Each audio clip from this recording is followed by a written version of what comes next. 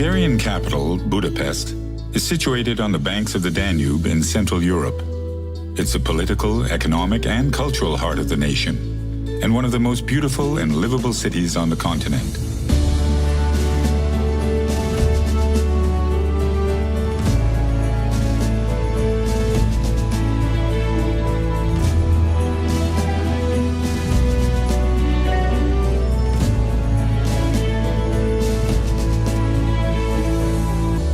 For centuries, this has been a tale of two cities. The city of Buda rising from the steep western hills, and Pest stretching away into the flat plains of the east. The Danube kept these two cities apart until 1873, when the first of Budapest's 7 bridges began stitching the two halves into one.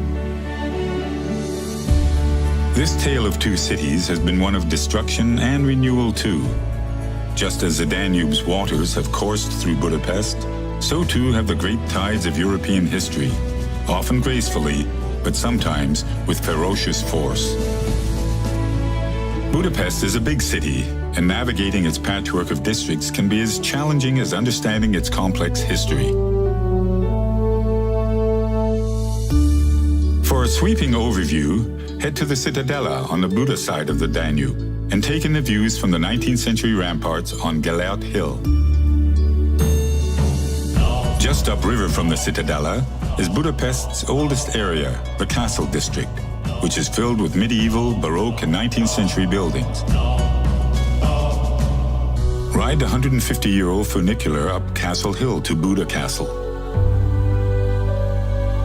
First built in the 13th century, the castle has been home to Hungarian kings, a stronghold for Ottoman armies, and headquarters for an elite German commando unit.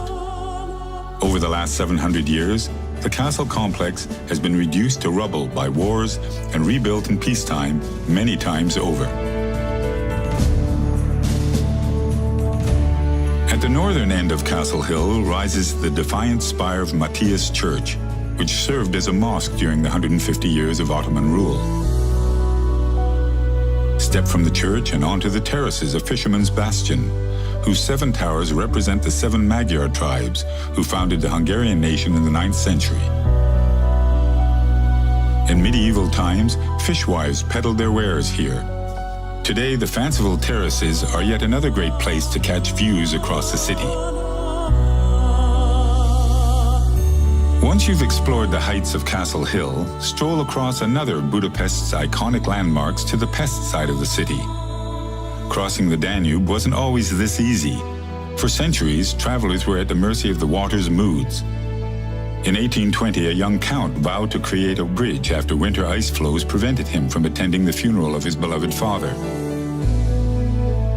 30 years on, the Széchenyi chain bridge was completed. Hailed at the time as one of the world's engineering wonders, the bridge was just one of many achievements which earned István Széchenyi the title of the greatest Hungarian. Once you've crossed the river, follow the riverbank upstream to Hungary's Parliament building.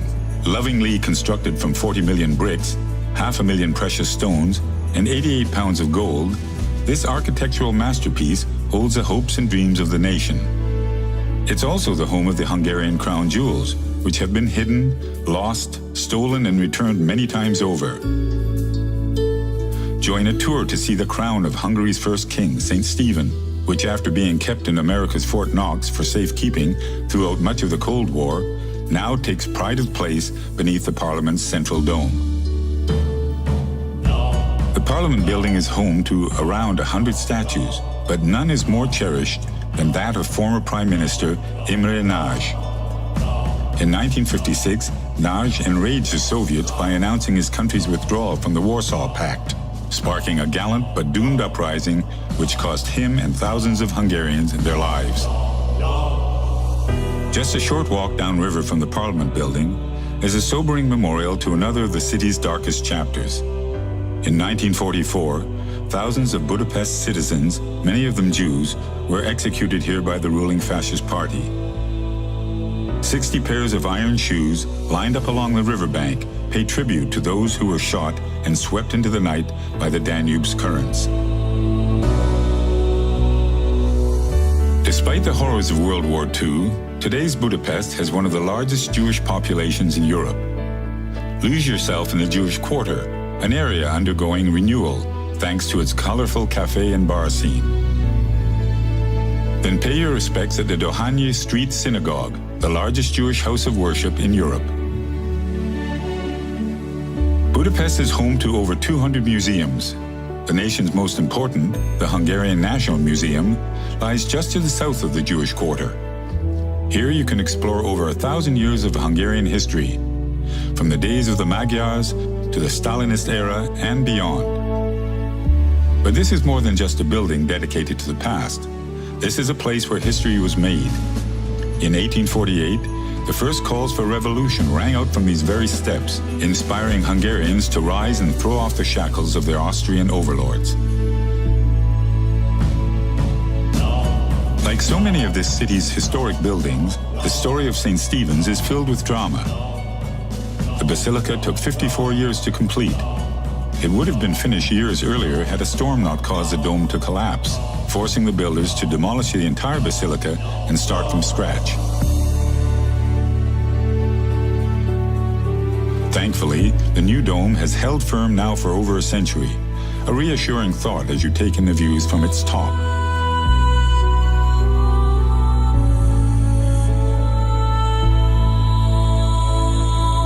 From St. Stephen's, allow yourself to be swept up Andrássy Avenue, a World Heritage listed boulevard lined with exquisite neo-Renaissance architecture and grand cafes. Not far from St. Stephen's is another temple, this one celebrating the European gods of music. Even though the curtains first opened at the Hungarian State Opera House over 130 years ago, the acoustics here are still considered among the world's finest.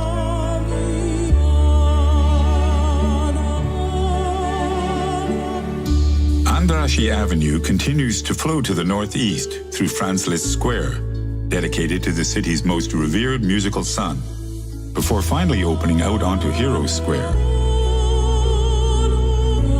Gaze up at Hungary's 7 founding Magyar chieftains and pause for a few moments at the tomb of the unknown soldier. Heroes Square is a gateway to City Park, which in 1896 was the centerpiece of Hungary's Millennium celebrations. As part of festivities, Vajdahunyad Castle was created, a temporary attraction made from cardboard and wood, showcasing the evolution of Hungarian architecture. The castle proved so popular that it was later rebuilt in stone, and today houses an agriculture museum, a fascinating tribute to the Hungarian people's close connection with the land.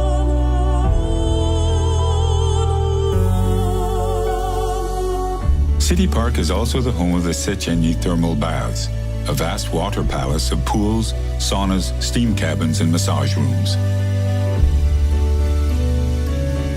Budapest lies across a network of over 125 thermal springs.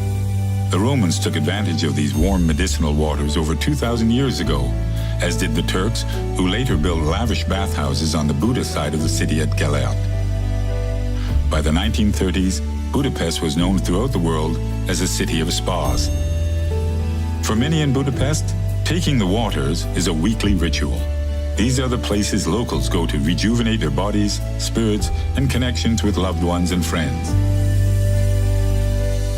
Whether it's the sparkling Danube or the thermal springs, there's something truly special in the water here that's helped Budapest absorb some of history's most turbulent passages and re-emerge renewed. So when you're ready to experience moments of reflection, inspiration, and sublime beauty, come to Budapest, one of the world's great cities. You're sure to come away rejuvenated too.